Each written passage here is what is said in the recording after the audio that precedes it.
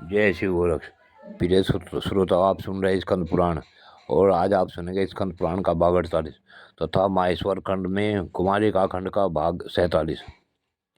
पिछले भाग में आपने सुना कि स्कंद ने भगवान शिव के पुत्र स्कंद ने राक्षस को मारने के पश्चात जब दुख प्रकट किया तब देवताओं ने समझाया और भगवान विष्णु ने बताया कि इस दुख से दूर होने के लिए तुम्हें भगवान शंकर के लिंग की स्थापना करनी चाहिए।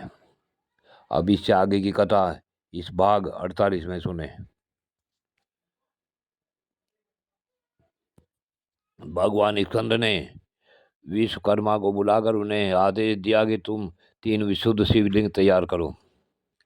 शिवलिंग तैयार हो जाने के पश्चात स्कंद भगवान विष्णु, शिव तथा ब्रह्मा आदि देवताओं के साथ पहले पश्चिम दिशा में थोड़ी दूर पर प्रतिगेश्वर नामक परम सुंदर शिवलिंग की स्थापना की।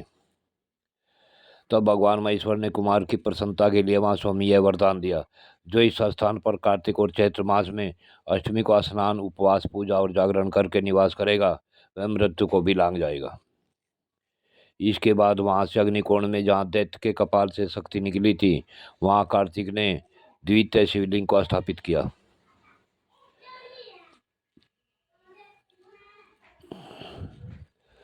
वह कल्याणकारी शिवलिंग कपालेश्वर के नाम से प्रसिद्ध हुआ। कपालेश्वर के समीप ही उस शक्ति का भी स्तवन करके कुमार ने उसकी स्थापना की, कपालिकेश्वरी देवी के नाम से, जो प्रसिद्ध हुई।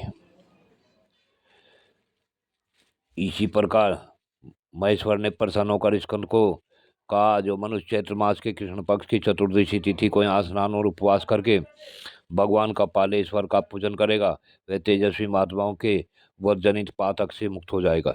इसी तिथि को यदि सोमवार हो, शिव योग हो और तैतिलकरण हो तथा इन 6 योगों के एकत्र होने पर जो पुरुष शक्ति छित्रा नामक तीर्थ में स्नान करके रात में रुद्रीय का जप करेगा वह शरीर सहित इस रुद्रलोक में चला जाएगा। भगवान शंकर का यह वचन सुन स्कंद बहुत प्रसन्न हुए तथा सब देवता आनंदमग्न हो धन्यवाद देने लगे।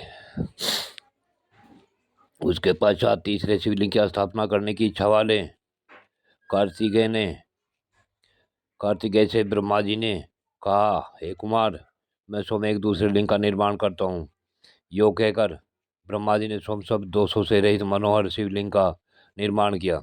इसी प्रकार सब देवताओं ने भी स्कंद को प्रसन्न करने के लिए वहाँ एक सुंदर सरोवर तैयार किया और उसमें गंगा आदि समस्त तीर्थों की स्थापना करके उनसे कहा, जब तक यह सरोवर यहाँ रहे तब तक तुम सब तीर्थ इसमें निवास करो। तब स्कंद की प्रसन्नता के लिए इन सब तीर्थों ने एवं अस्तु कहकर देवताओं की आज्ञा स्वीकार की। स्कंद ने पूजन करते समय भगवान शंकर से पूछा, प्रभु, आपको कौन सा उपहार भेंट करने से क्या क्या फल प्राप्त होता है?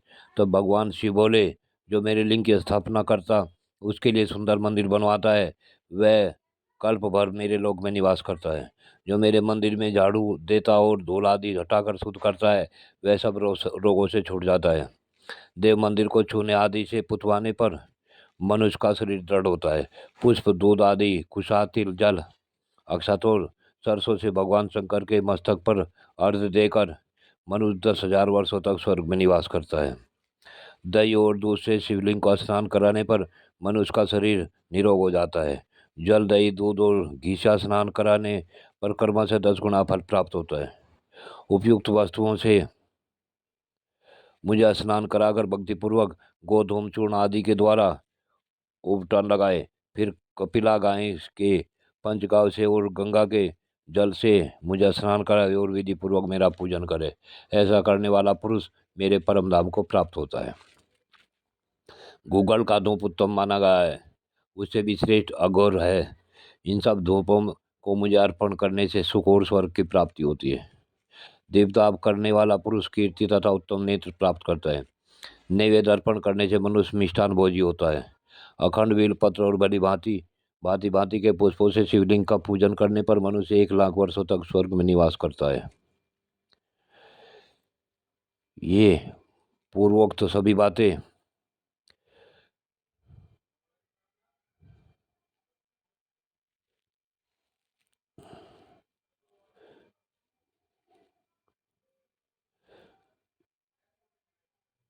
इस प्रकार से परलोक में वह आनंद का भागी होता है। कुमारी स्थिति में पूर्वोक्त संपूर्ण फलों की प्राप्ति होगी। जो लोग कुमारेश्वर नाम से यहाँ मेरी पूजा करेंगे पूर्वोक्त संपूर्ण फलों के भागी होंगे। बेटा, जैसे काशीपुरी में मैं विश्वनाथ के रूप में निवास करता हूँ, उसी प्रकार इस गुप्त क्षेत्र में कुमारेश्वर नाम धारण करके रहूंगा। देवताओं के सामने ही भगवान शंकर का यह वचन सुन कुमार कार्तिकों को बड़ा विस्मय हुआ। वे भगवान गिरजापति को नमस्कार करते हुए उनकी स्तुति करने लगे। कल्याण स्वरूप भगवान शिव को नमस्कार है, जो सबके भीतर मनुष्य रूप से निवास करते हैं, मन रूप से निवास करते हैं, उन भगवान शिव को नमस्कार है। संपूर्ण देवताओं से पूजित भगवान शंकर को नमस्कार है। भक्त जनों पर निरंतर कृपा करने वाले आप भगवान महेश्वर को नमस्कार है। सबकी उत्पत्ति के कारण भगवान भव को नमस्कार है। भगवान आप भव के उद्भव संसार के सृष्टा हैं, आपको नमस्कार है। कामदेव का विध्वंस करने वाले आपको नमस्कार है। आप गूढ़ भाव से महान व्रत का पालन करने वाले हैं, आपको नमस्कार है। आप माया रूपी गैरवन के आश्रय हैं, अथवा सबको आश्रय देने वाले आपका स्वरूप ऐसा योग माया महाव्रत होने के कारण दुर्बोध है, आपको नमस्कार है। पर्दा काल में जगत का संहार करने वाले सर्व नामधारी आपको नमस्कार है। शिव रूप आपको नमस्कार है। आप पुरातन सिद्ध रूप हैं, आपको नमस्कार है।